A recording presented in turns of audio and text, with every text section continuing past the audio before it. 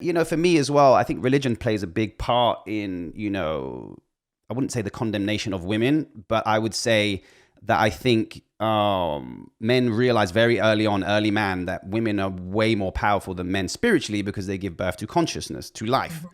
Mhm. For me, you can't really trust any religion that doesn't have any female prophets.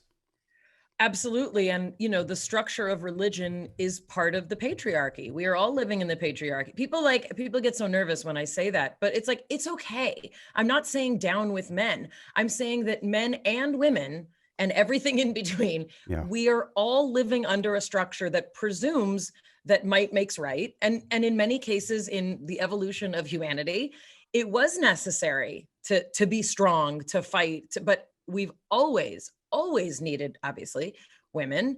And the fact is, especially, Judeo-Christian religion tends to be highly, highly patriarchal and also consistent with what a lot of culture looked like at the time. So whenever, I'm a Jewish person, and whenever people are like, well, it's so sexist, I say, I totally get that label, but all of culture was sexist. Hmm. All religion was operating pretty much, at least Judeo-Christianity in particular, was operating under this notion that like women stay home and they have babies. And because they're busy having babies and we didn't really have birth control that was as effective as it is now, they couldn't really do a lot of things out of the house unless they chose not to have children, or they were very unconventional women, which a lot of women in Judaism and in our liturgical history and our prophetesses, they were unusual women indeed, Hmm. because you're bucking an entire system.